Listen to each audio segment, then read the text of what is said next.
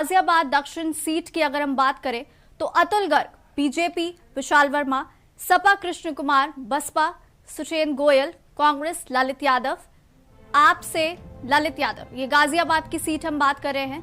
गाजियाबाद की सदर विधानसभा सीट की ये बात हम कर रहे हैं, जहां पर बीजेपी से अतुल गर्ग, समाजवादी पार्टी से विशाल वर्मा, बसपा से कृष्ण कुमार, कांग्रेस से सुशांत गोयल और आम आदमी पार्टी से ललित यादव आज चुनावी रण में इनकी किस्मत का फैसला आज ईवीएम में कैद होने जा रहा है, क्योंकि इनके लिए आज तमाम मतदाता वोट डालने वाले हैं। गाजियाबाद की सदर विधानसभा।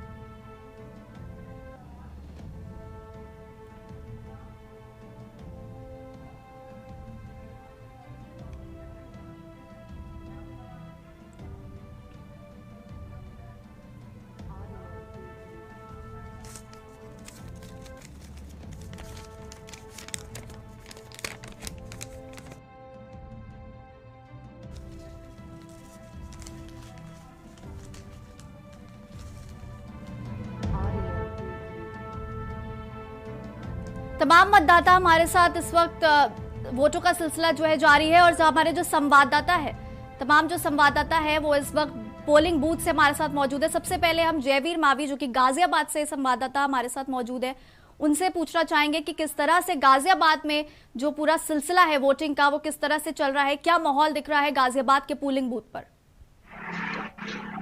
देखिए, आपको बता दें कि आज सुबह 7 बजे से ही पोलिंग शुरू हो चुकी है। लंबी लंबी भीड़ें यहाँ पर लग रही हैं, लंबी लाइन आप मेरे पीछे भी देख पाएंगे कि जो मतदाता है वहाँ पर इस बार जागरूक है और पूरी तरह से अपने जो मतदान है, उस मत का अधिकार है, उसका प्रयोग करने के लिए खास तौर पर सामने आ रहा है। युवा वर्गों की लाइन सुबह 7 बजे लगी हुई है और तमाम जो औपचारिकताएं हैं मुख्य द्वार पर, जो लोग सुरक्षा की बात करें, यहाँ पर सुरक्षा व्यवस्था है, वही जो लोग यहाँ पर मतदान के लिए आ रहे हैं, जो वोट की पर्ची के साथ साथ कागजी जांच की जा रही है। और उसके अलावा यहाँ पर सैनिटाइजर और तापमान नापने के लिए भी विभागीय कर्मचारी लगे हुए हैं, जो हर आने वाले मतदाता को उनका तापमान नाप रहे हैं, वही उनको हाथ सैनिटाइजर कराकर ही अंदर प्रवेश की अनुमति दी जा रही है। बगैर मास्क के किसी को भी यहाँ पर प्रवेश नहीं दिया जा रहा है। तमाम व्यवस्थाएं, सुरक्षा व्यवस्था की बात करें, पूरी तरह से सुदृढ़ है और प्रशासनिक अधिकारी यहाँ मौजूद है। वही मैं आपको बता दूं कि सही 7 बजे, क्योंकि जिस तरह के जो मतदान के लिए जो तैयारियां थी पूरी तरह से नजर आ रही है, वही जिस तरह जिला प्रशासन ने मतदान को 100% कराने के लिए लगातार प्रयास किए थे, कहीं ना कहीं वो प्रयास जो गाजियाबाद अपर जिलाधिकारी रितु ने किए गए थे वो यहाँ पर साकार होते हुए नजर आ रहे हैं। लंबी लंबी लाइनें यहाँ पर अब लग चुकी है, लोग लगातार मतदान के लिए निकल रहे हैं। आपको बता दें कि सुबह 7 बजे से शाम को 6 बजे तक मतदान होना है और गाजियाबाद में लगभग 5 सीट है और लोनी विधानसभा में यानी कि एक सीट पर लगभग 500 से ज्यादा बूथ बनाए गए, जिसको लेकर तमाम व्यवस्थाएं प्रशासन लगातार कर रहा था। और इसके अलावा जो बूथ है यानी कि जो मतदाता है, उसको भी प्रशासन की तरफ से एक व्हाट्सएप मैसेज दिया गया कि वो अपने बूथ को आसानी से ढूंढ सके। उस बूथ के व्हाट्सएप मैसेज के माध्यम से मतदाता सीधा अगर जांच करे तो अपने बूथ पर पहुंचेगा और वहीं उसको कोई किसी तरह की समस्या ना हो, किसी तरह की अव्यवस्था ना हो।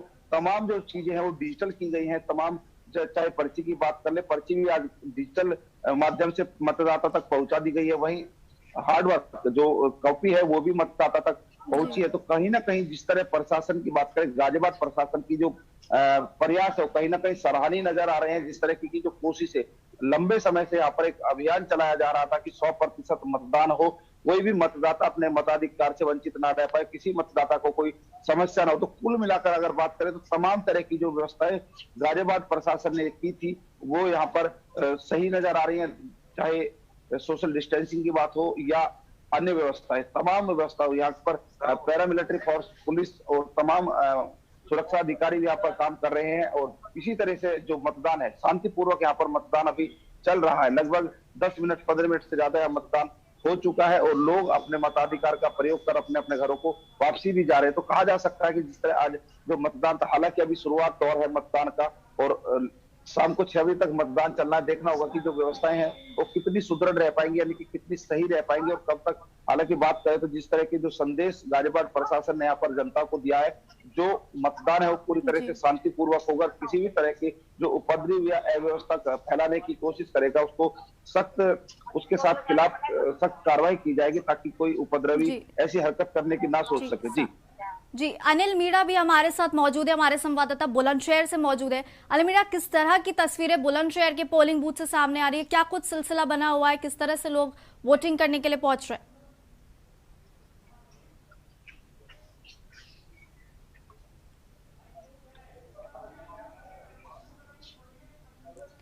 अनिल जी, अपने म्यूट बटन को प्लीज खोल लीजिएगा, आपकी आवाज नहीं समझ में आ रही है।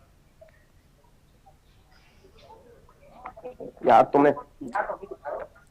जी बिल्कुल, मैं आपको बता दूं, जनपद बुलंदशहर की अगर हम बात करते हैं, जनपद बुलंदशहर में 7 विधानसभा सीटें हैं। 7 विधानसभाओं पर कांटे की टक्कर मानी जा रही है। लेकिन अगर इस वक्त बात करें तो हम शिकारपुर विधानसभा में मौजूद है, और यहाँ पोलिंग बूथ की बात करें तो पोलिंग बूथ पे लगातार जिस तरह से लोगों में उत्साह देखने को मिल रहा है वोट के प्रति, तो कहीं ना कहीं लोगों में भी जागरूकता है कि वो भी अच्छी सरकार बनाना चाह रहे हैं 2022 को लेकर। और पुलिस प्रशासन की बात करें तो यहाँ देखिए चप्पे चप्पे पर पुलिस प्रशासन मौजूद है। लगातार जो जनपद बुलंदशहर के डीएम और एसएसपी ने लगातार लोगों से अपील की है कि ज्यादा से ज्यादा मतदान करें। और अगर शिकारपुर विधानसभा की सबसे बड़ी बात यहाँ आएगी कि 2 मंत्री जो मैदान में है उनकी दोनों की प्रतिष्ठा दांव पर लगी हुई है। एक बीजेपी के जो वर्तमान सरकार में राज्य मंत्री रहते अनिल शर्मा, और दूसरे जो पूर्व सपा सरकार में मंत्री रहते प्रोफेसर किरणपाल सिंह, दोनों की प्रतिष्ठा दांव पर लगी हुई है और कांटे की टक्कर दोनों में मानी जा रही है। अगर जनपद बुलंदशहर की सभी विधानसभा सीटों की बात करें तो सभी विधानसभा सीटों पर कहीं ना कहीं बीजेपी सपा की टक्कर मानी जा रही है, तो कहीं बसपा और बीजेपी की टक्कर मानी जा रही है। तो लोगों में जिस तरह से देखी जाए तो यहाँ पल्ला भारी देखा जा रहा है, तो अभी तक बीजेपी का ही पल्ला यहाँ कहीं ना कहीं भारी देखने को मिल रहा है जी।